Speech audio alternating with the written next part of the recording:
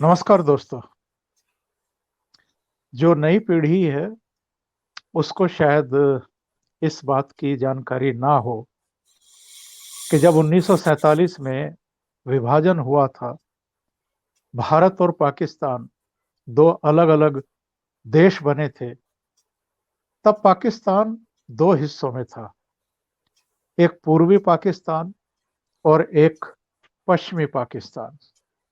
पूर्वी पाकिस्तान वो है जो अब बांग्लादेश के नाम से एक अलग कंट्री के नाम से जाना जाता है। और 1971 में विद्रोह हुआ था पाकिस्तानी सेना के खिलाफ। तब पाकिस्तानी सेना ने बहुत बड़े अत्याचार किए थे पूर्वी पाकिस्तान के लोगों पर, खास तौर से बांग्ला भाषियों पर। और तब अत्याचार की, बर्बरता की, क्रूरता की सारी सीमाएं लांघ दी गई थी। हजारों लाखों की संख्या में बांग्ला भाषी महिलाओं के साथ रेप तक की घटना हुई थी। और जब जब कभी ऐसे मौके आते हैं तो बांग्लादेश की ये टीस उभर आती है। बांग्लादेश की जो प्रधानमंत्री हैं शेख हसीना, पाकिस्तान के जो वहाँ हाई कमिश्नर हैं, उनसे चर्चा के समय उनकी ये पीड़ा फिर उभर आई। मेरे साथ जाने माने रक्षा विशेषज्ञ,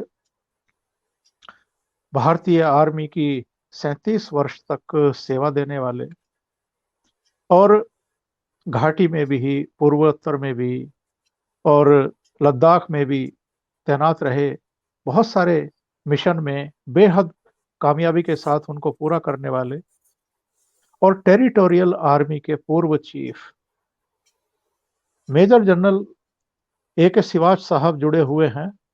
सिवाच साहब, आपका बहुत स्वागत है, आपका बहुत अभिनंदन है इस शो में। शुक्रिया। सिवाच साहब, जब बांग्लादेश की बात आती है, जब 1971 की चर्चा होती है और उससे पहले भी, जैसा मैंने अभी शुरुआती रिमार्क्स दिए कि पाकिस्तान दो हिस्सों में बटा हुआ था, एक पूर्वी पाकिस्तान था और एक पश्चिमी पाकिस्तान था। जो झेला है बांग्ला भाषियों ने, खास तौर से जो इस समय बांग्लादेश कहलाता है, बांग्लादेश के रूप में एक साधन संपन्न और तेज गति से विकास करता हुआ देश हमारे पड़ोस में है, तो 1971 की जो वो क्रूरता थी, जो बर्बरता थी, उनको आप कैसे याद करेंगे? और जो शेख हसीना का दर्द है, उसको आप कैसे देखते हैं? हाँ बिल्कुल चौधरी साहब, देखो पहले अभी आपको ये देखना पड़ेगा, जब भारत आजाद हुआ तो इसके दो हिस्से हो गए, भारत और पाकिस्तान। और आपने ठीक बोला, पाकिस्तान दो हिस्सों में बटा हुआ था। ईस्ट पाकिस्तान जो कि बंगाल था, ईस्ट बंगाल, और उसके जब ये वेस्ट पाकिस्तान और ईस्ट पाकिस्तान दोनों थे, तो कहीं ना कहीं ईस्ट वेस्ट पाकिस्तान की जो पॉलिसी थी वो ईस्ट पाकिस्तान के विरुद्ध थी। वो नहीं चाहते बंगालियों को बहुत ज्यादा फ्रीडम मिले, और एक प्रकार से वो बंगालियों का राज भी नहीं देखना चाहते। देखो 1948 में जो सबसे पहले वहां पर आपके जो प्रेसिडेंट और अपने जो इनके पाकिस्तान के फादर ऑफ नेशन थे जिन्ना साहब, वो जब गए बांग्लादेश में, जो कि ईस्ट बंगाल था उस टाइम, ईस्ट पाकिस्तान, तो उन्होंने ये बोला था कि वन नेशन वन लैंग्वेज, और उन्होंने बोला कि भाई उर्दू लैंग्वेज होनी चाहिए।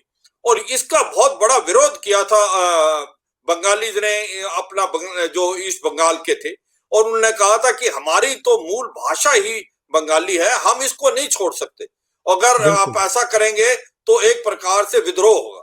और हुआ वही, क्योंकि विद्रोह की जो बीज बोए गए हैं, अगर आप सोचो तो वो उसी समय बो दिए गए थे 1948 में। और कहीं ना कहीं पाकिस्तान की जो पॉलिसी थी वेस्ट पाकिस्तान की, वो विरुद्ध रही ईस्ट पाकिस्तान की। और आपको पता है जब इलेक्शन हुए थे तो मुजीबर रहमान की अवामी लीग जीती थी, मगर पाकिस्तान उसको प्राइम मिनिस्टर बनाने के लिए मना कर दिया, और एक प्रकार से विद्रोह हो गया था ईस्ट पाकिस्तान में। और वो एक हिस्ट्री है, वो पता है। उसके कारण जब वो विद्रोह हुआ तो वहां पर पाकिस्तान की जो फौज थी उसने एक प्रकार से जेनोसाइड किया, रेप किया, मर्डर किया। कम से कम 2 लाख के करीब जो बंगाली औरतों के साथ उन्होंने रेप किया और कम से जी। कम 70 से 80 लोगों को मारा, मौत के घाट पर लगाया।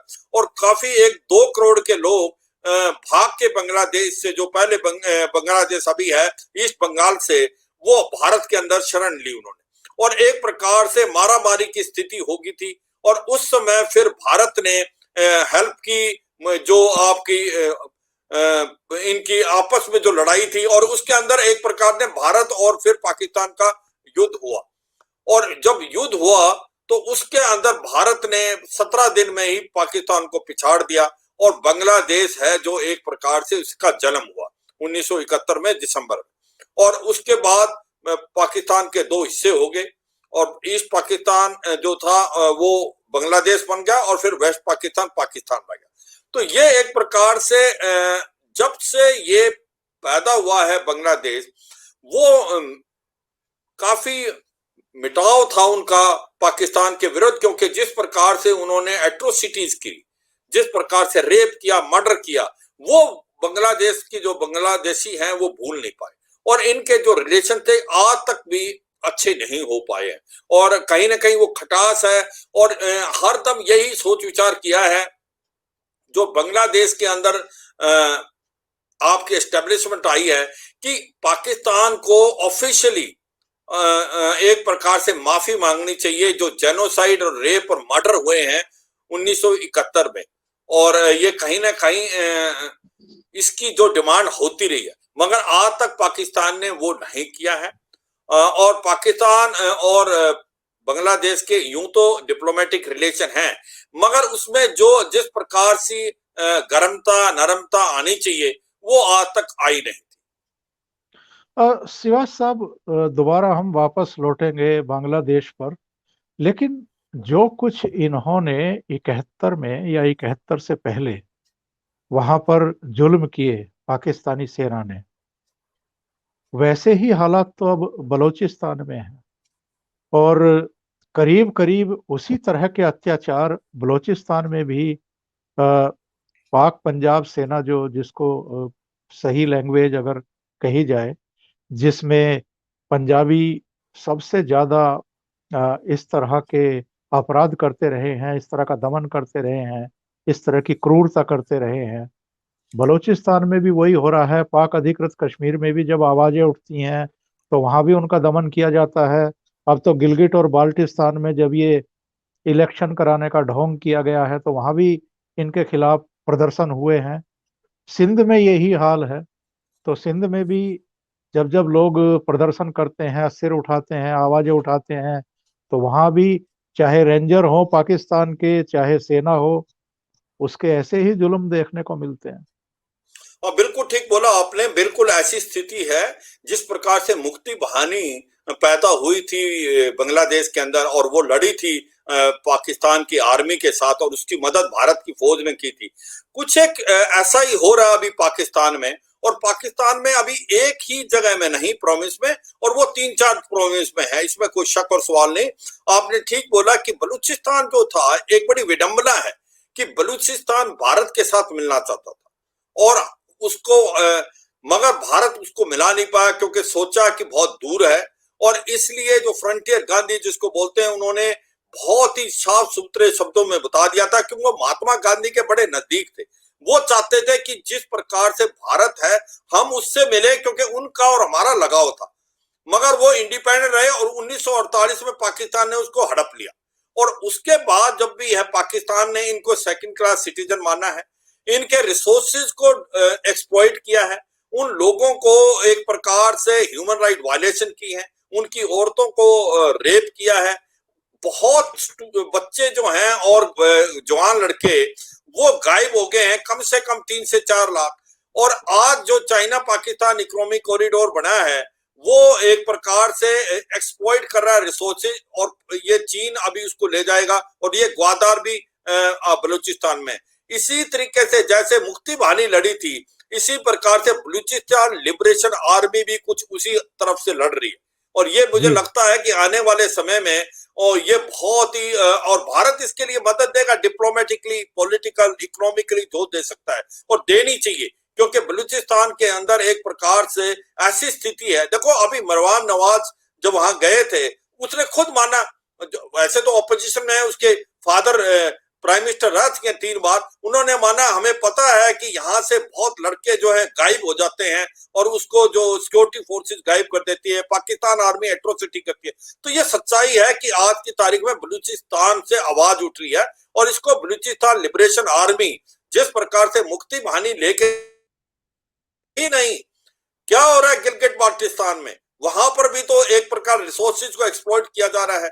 वहां पर शिया कम्युनिटी है जिस प्रकार से हमारे आपके कारगिल और बटालिक में है, वो भी नहीं रहना चाहते पाकिस्तान के साथ। अब ये जो चाइना पाकिस्तान इकोनॉमिक कॉरिडोर आया है, वो भी कहते हैं कि इसको एक्सप्लॉइट कर रहा है चाइना, क्योंकि इसके अंदर टेक्नीशियन, इंजीनियर, वर्किंग फोर्स सब चाइना की है। और अभी ये एक फसाड किया इन्होंने इलेक्शन करके इसको 5th प्रोविंस बनाने का। तो लोगों को अभी इनकी असलियत पता लग गई है और वहां पर भी उर्दू को थोपा जा रहा है और वो शिया पॉपुलेशन जो है बिल्कुल एक प्रकार से इनके अगेंस्ट खड़ी है। तो वो चाहते हैं कि वो निकल के भारत के साथ में, ये एक आवाज आ रही है गिलगिट बाल्टिस्तान में। और किसी हद तक जो आपने सही बोला कि सिंध के अंदर भी हरदम ही ये रही आवाज 1947 से कि वो कभी भी लोग मिल नहीं पाए पाकिस्तान से, क्योंकि पाकिस्तान में जो पंजाब है उसको एक प्रिफरेंशियल ट्रीटमेंट दी जाती है और जो बाकी इसके प्रोविंस हैं, चाहे वो आपका मुल्तान हो, खैबर पख्तूनख्वा हो या सिंध हो या बलूचिस्तान हो, अभी जो 5th प्रोविंस जिसको गिलगिट बाल्टिस्तान बना लिया, इनको ये सेकंड क्लास सिटीजन समझते हैं। और ऐसा लगता है कि आने वाले समय में पाकिस्तान के 3 से 4 हिस्से हो जाएंगे, क्योंकि ये जो कार्रवाई अंदर से हो रही है, लोगों के अंदर मन मटाव है, वो चाहते हैं पाकिस्तान से निकलना, क्योंकि उनको पता है पाकिस्तान में उनके पास उनको कुछ नहीं मिला। आज पाकिस्तान टूटने के कगार में है, फाइनेंशियली इतनी बुरी हालत में है, फाइनेंशियल एक्शन टास्क फोर्स उसको ग्रे से ब्लैक लिस्ट में कर सकती है, 115 बिलियन डॉलर का उसको लोन है, उसके बाद उसकी जो फॉरेन रिजर्व है 6.2 बिलियन डॉलर, जो कि 15 दिन का इंपोर्ट नहीं दे सकती, आपके अफगानिस्तान से भी कम है। ऐसी हालात में मुझे लगता है कि ऐसा समय आएगा जब पाकिस्तान खुद बे खुद 3-4 हिस्सों में टूट जाएगा। एक तरफ तो पाकिस्तान की ये हालत है जो आपने अभी बयान की है, दूसरी तरफ बांग्लादेश 1971 में बना हुआ देश, हर लिहाज से पाकिस्तान के मुकाबले 21 है। विकास के मामले में देख लें या एजुकेशन के मामले में देख लें, जितने भी क्षेत्र हैं उन सब में पाकिस्तान को पीछे छोड़ रहा है। बांग्लादेश पाकिस्तान से आगे कैसे निकला जनरल साहब?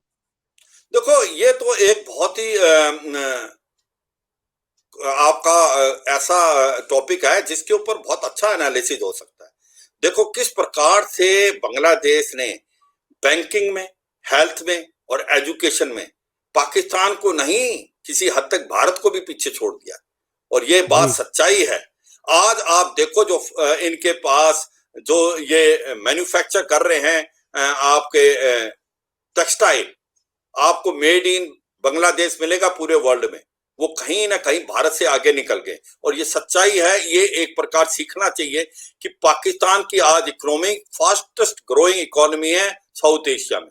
तो कुछ एक बातें हमें समझनी भी चाहिए और हमें भी लेसन लेना चाहिए कि किस प्रकार से रूरल बैंकिंग बांग्लादेश में बहुत अच्छी हुई है, किस प्रकार से जो प्राइमरी हेल्थ सेंटर बहुत अच्छे चले हैं और प्राइमरी लेवल की एजुकेशन बढ़ी और भारत सीखे। मगर पाकिस्तान और बांग्लादेश का कोई मुकाबला नहीं। सच्चाई यह है कि 1971 में जब एक बिगड़ा हुआ रूप था, उसके अंदर फाइनेंशियली बहुत कमजोर था, ये चंद एक 50 साल में उसने इतनी प्रोग्रेस की है। आज बांग्लादेश कहां और कहां पर रह गया पाकिस्तान। तो ये सच्चाई, ये बांग्लादेश एक और चीज दिखा रहा है, ये जो दूसरे आपकी स्टेट हैं जैसे गिलगिट बाल्टिस्तान और आपका बलूचिस्तान और आपका सिंध, वो भी यही सोचते हैं अगर हम पाकिस्तान से निकल जाएंगे तो हम भी किसी तरीके से बांग्लादेश की तरह डेवलप करेंगे, क्योंकि जो पाकिस्तान एक बीमारू स्टेट है, एक टेररिस्ट स्टेट है, इसके अंदर कोई पल पोस नहीं जाता। और सच्चाई यह है कि बांग्लादेश एक ऐसा मॉडल है, उसको स्टडी करना चाहिए। और अगर हमें भी कुछ अच्छा लगता है एज ए नेशन, भारत को भी हमें सीखना चाहिए कि क्या है वो चीजें। टेक्सटाइल में हमसे कैसे आगे निकल गए, वो किस प्रकार से उनकी बैंकिंग बड़ी अच्छी है, किस प्रकार से प्राइमरी हेल्थ सेंटर। तो मुझे लगता है कि बहुत अच्छा सीखने के लिए है, और इससे हमें एक प्रकार से आपस में काफी मेल मिलाप रखना चाहिए बांग्लादेश में, उससे भारत को फायदा है। पर इसमें कोई शक और सवाल नहीं, आज पाकिस्तान की जो है, पाकिस्तान तुलना नहीं कर सकता बांग्लादेश से। कहां बांग्लादेश और कहां पाकिस्तान। पाकिस्तान बहुत पीछे रह गया है। पाकिस्तान की जीडीपी लोएस्ट जो 10 कंट्री है पूरे उसमें आती है, और आज बांग्लादेश फास्टेस्ट ग्रोइंग इकोनॉमी है साउथ एशिया। और जनरल साहब, अपनी इतनी दुर्गति करने के बावजूद पाकिस्तान तो सुधरने का नाम ले नहीं रहा है। पाकिस्तान लगातार भारत के खिलाफ साजिशें रचता रहता है। बांग्लादेश में भी हम जानते हैं कि कुछ गुट हैं जो थोड़े से एक्सट्रीमिस्ट कहे जा सकते हैं। वहां भी कुछ कुछ गुट ऐसे हैं जो भारत के खिलाफ कई बार सुर उठाते हैं और सिर उठाते हैं। कई बार जब बांग्लादेश के और भारत के बीच में क्रिकेट का मैच होता है तब भी कई बार इस तरह की चीजें देखने को मिलती हैं। और इस तरह के जो तत्व हैं उनके जरिए पाकिस्तान की आईएसआई या जो दूसरे वहां पर अलगाववाद वाले जो चेहरे हैं और संगठन हैं, वो बांग्लादेश से भी भारत के खिलाफ कुछ साजिशें परवान चढ़ाना चाहते हैं। बिल्कुल ठीक बोला आपने। देखो, ऐसे तो जब 1971 में बांग्लादेश को इंडिपेंडेंस मिला, मगर 75 के अंदर ही शेख मुजीबुर रहमान को मार दिया गया था, और उसके बाद वो बात कुछ एक साल तक बहुत उल्टी पड़ गई। मगर जब से शेख हसीना आई हैं, जो उनकी लड़की हैं, तो जो है बांग्लादेश एक प्रकार से प्रोग्रेस के कतार पे चला हुआ है, और बहुत बड़ी प्रोग्रेस हो रही है। और बांग्लादेश के अंदर जिस प्रकार से शेख हसीना ने, जो आपके जमाते इस्लामी बांग्लादेश है, जिसको जमाते इस्लामी बोला जाता था पहले, जो कि पाकिस्तान की आर्मी के साथ मिलके जेनोसाइड और रेप कराया, वो 2009 में जब दूसरी बार आई थी शेख हसीना, तो उसने उन पे एक्शन लिया था, और उससे पाकिस्तान और बांग्लादेश के रिलेशन बहुत खराब हो गए थे। और उसने बिल्कुल बिना सोचे यही कि जो लोग ने रेप किया है बांग्लादेश की औरतों के साथ, जिन्होंने अपने लोगों को मरवाया है, उनको जो कड़ी से कड़ी सजा मिलनी चाहिए। और बहुत ज्यादा जो ये जमाते इस्लामी बांग्लादेश से, उसके कम से कम 10 के करीब जो उनको मौत के घाट उड़ा गया, उनको फांसी दी गई, बहुत प्रॉपर ढंग से उनका एक प्रकार से कन्विक्शन हुआ कोर्ट में, और उनको सेंटेंस किया। और इस समय पाकिस्तान और बांग्लादेश के रिलेशन बहुत खराब हो गए थे 2009 के बाद। और आपने ये भी ठीक बोला कि इसके बावजूद भी कि बांग्लादेश और पाकिस्तान के रिलेशन इतने अच्छे नहीं थे, मगर आईएसआई ने अपना गढ़ फिर भी बांग्लादेश में रखा। और ये एक बड़ी दुख की बात है, किस प्रकार से बांग्लादेश में अभी भी आईएसआई बहुत अच्छी तरीके से फंक्शन करता है। और कुछ एक ऐसे ग्रुप हैं जो कि भारत के विरुद्ध बोलते हैं, जो कि एक प्रकार से आपको बोलोगे इस्लामिक कट्टरवाद हैं, और वो भारत के अगेंस्ट बोलते हैं वो माइनॉरिटी में पर बोलते हैं, और उनका तालमेल है आईएसआई से, और आईएसआई इसका फायदा उठाता है। और आईएसआई की एक बेस है बांग्लादेश, और जहां से उसने ये जमाते इस्लामी बांग्लादेश को भी एक प्रकार से प्रॉप अप किया। यूं तो जमाते इस्लामी बांग्लादेश को शेख हसीना की गवर्नमेंट ने 2018 में बैन कर दिया था, मगर अभी भी उसको चलता रहा। तो ये सच्चाई है कि जो बांग्लादेश के अंदर कुछ एक मिलिटेंट ऑर्गेनाइजेशन हैं और टेररिस्ट ऑर्गेनाइजेशन जो भारत के अगेंस्ट बोलती है। मगर ये समझना पड़ेगा, जब से शेख हसीना आई हैं प्राइम मिनिस्टर, और अभी तीसरी बार, तब से भारत के और बांग्लादेश के रिलेशन बहुत ज्यादा इंप्रूव हैं। और आपको यह भी पता है कि ये जो टेररिस्ट ग्रुप और ये मिलिटेंट्स और ये एक्सट्रीमिस्ट जो थे नॉर्थ ईस्ट के, जो पहले भूटान में थे, और 1999 में और 2000 में उनके ऊपर ऑपरेशन हुआ, तो वो सारे चिटागोंग में भाग के आ गए और वो वहीं से ऑपरेट करते थे। मगर जब से शेख हसीना प्राइम मिनिस्टर बन के आई, उन्होंने उनके ऊपर एक्शन लिया और वो वहां से मार गिराया और भगा दिया, और वो किसी हद तक या तो उन्होंने हाथ खड़े कर दिए या वो म्यांमार में चले गए। क्योंकि उल्फा के अलावा परवेज बुरवा जो है उसका जो अभी चीन के अंदर है, बाकी जितने भी ये आतंकवादी थे या तो वो ओवरग्राउंड हो गए या उनको मार गिरा। तो बांग्लादेश ने भारत के साथ बहुत कोऑपरेट किया है जब से शेख हसीना आई है, और शेख हसीना के आने से भारत और जो बांग्लादेश है उसके रिलेशन में इंप्रूवमेंट हुई है। उसमें बस एक ही कमी आई है कहीं ना कहीं, कि जो अभी हमने सिटीजन अमेंडमेंट एक्ट किया है उसके अंदर कहीं ना कहीं उनको ऐसा महसूस हुआ कि भाई वो ऐसा है कि उसके अंदर जिस प्रकार से हमने लैंग्वेज लिखी है, तो उसके अंदर उन्होंने सोचा है कि वो बांग्लादेश के अंदर उसको अच्छी तरीके नहीं लिया गया। उसके अगेंस्ट काफी धरने भी हुए और रैलीज भी हुई। वो एक प्रकार से भारत और बांग्लादेश के अंदर थोड़ा सा खटास है। मुझे लगता है भारत की जो गवर्नमेंट है इससे वाकिफ है, और इसको धीरे धीरे हमें इसको दूर करना पड़ेगा। नहीं करेंगे तो हमें इसका नुकसान हो सकता है। और ये भी सूचना मिल रही है कि जो रोहिंग्याज हैं उनमें भी कुछ ऐसे तत्वों को आईएसआई ढूंढ रही है जिनको भारत के खिलाफ इस्तेमाल किया जा सकता है। यह कितना बड़ा खतरा हो सकता है जनरल साहब? बहुत बड़ा खतरा है। देखो, ये आपको पता है कि ये रोहिंग्याज हैं, ये अराकान से रखाइन प्रोविंस से आए हैं म्यांमार से, और ये भाग के आए हैं क्योंकि इनको मारा गया था वहां पर म्यांमार की आर्मी ने।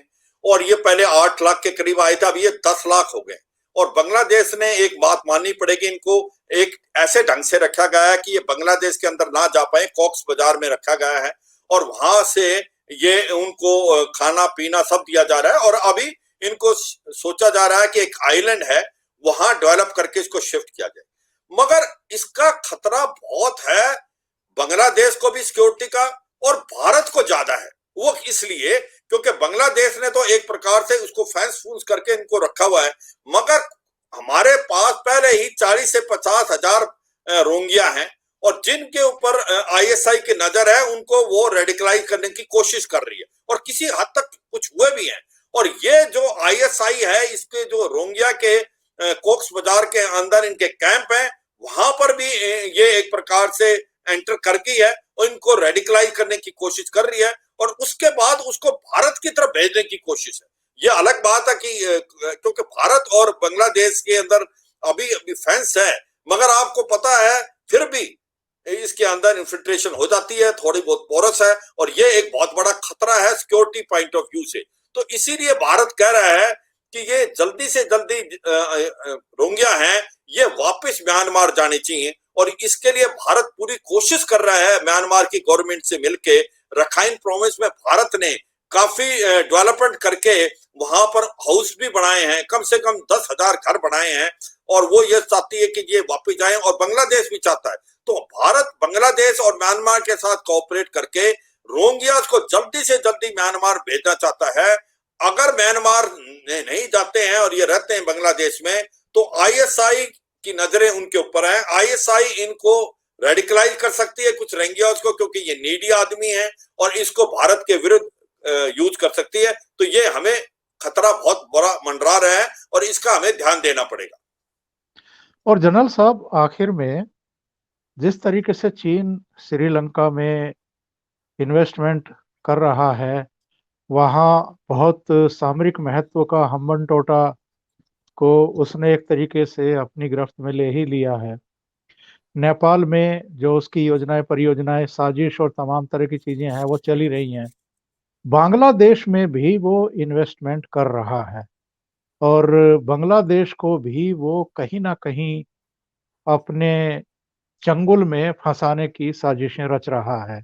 तो जितने भी हमारे पड़ोसी देश हैं जो हमारे साथ रहे हैं, बहुत लंबे समय से रहे हैं, जिनके साथ हमारे सांस्कृतिक रिश्ते भी हैं, सामाजिक भी हैं, दूसरे जितने एस्पेक्ट्स हैं उनमें भी हमारे बहुत नज़दीकी रहे हैं। तो बांग्लादेश में जो चीन की योजनाएं, परियोजनाएं और जो नीतियां चल रही हैं, वो किस तरह की चुनौतियां हैं भारत के लिए? देखो चौधरी साहब, बहुत बड़ी चुनौती है। इससे पहले कि देखो चीन आ गया है बांग्लादेश में, ये भी समझना पड़ेगा कि अभी पाकिस्तान भी लगा हुआ है बांग्लादेश से अपने रिलेशन इंप्रूव करने में। ये जो इमरान अहमद सिद्दीकी जो कि एम्बेसडर हैं पाकिस्तान के बांग्लादेश में, उन्होंने वो शेख हसीना से मिले और उनको एक प्रकार से उनको जो उनके फ्रीडम डे था, आजादी दिन था, उस पर भी उनको विश किया। और जुलाई में इमरान खान ने भी शेख हसीना से बात की थी, बायलैटरल रिलेशन बढ़ाने की के बारे में बात की थी। और तो जो बांग्लादेश के प्राइम मिनिस्टर शेख हसीना ने यही बोला कि हमारी पॉलिसी है friendship with all, malice with none. इसका मतलब सबसे दोस्ती और द्वेष किसी से नहीं। और वो पाकिस्तान के जो एम्बेसडर उसको अपने घर पे बुला, और ऐसा लगता है धीरे धीरे पाकिस्तान और जो बांग्लादेश के रिलेशन है उसमें इंप्रूवमेंट होनी शुरू हो गई है। और ये भी एक चिंता का विषय भारत के लिए, ध्यान देना पड़ेगा, क्योंकि जहां पर भी पाकिस्तान आता है वहां पर वो भारत के विरोधी काम करता है।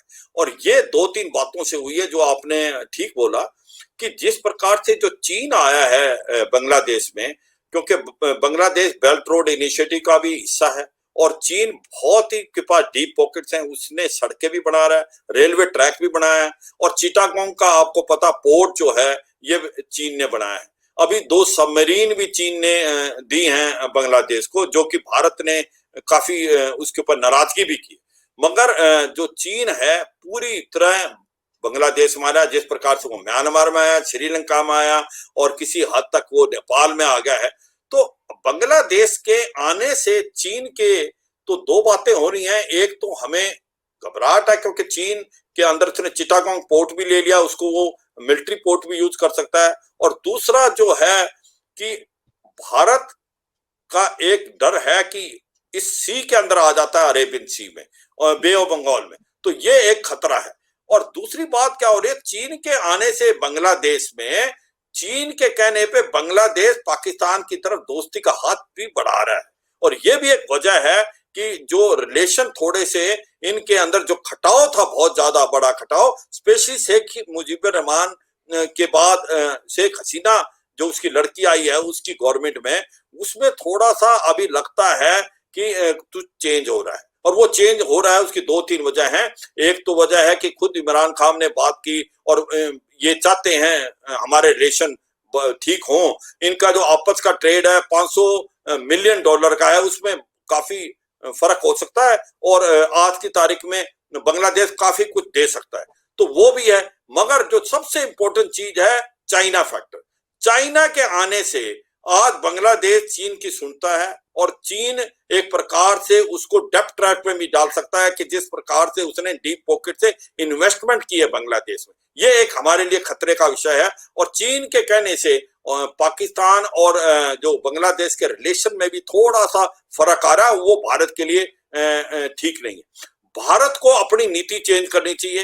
भारत को जो थोड़ा सा खटास या मिसअंडरस्टैंडिंग, मैं कहूंगा कि खटास मिसअंडरस्टैंडिंग हुई है जो सिटीजन अमेंडमेंट एक्ट से, उसको दूर करना चाहिए। और जहां जो भी रिलेशन के अंदर खटास है या कमी है उसको पूरा करो। जैसे तीस्ता वाटर की ट्रीटी है, वो काफी देर तक लटकी हुई है। हमारी जो इनक्लेव थे एक देश से दूसरे देश में, उनको सॉर्ट आउट कर लिया, पर ये एक तीस्ता वाटर की जो ट्रीटी है उसको दूर किया जाए।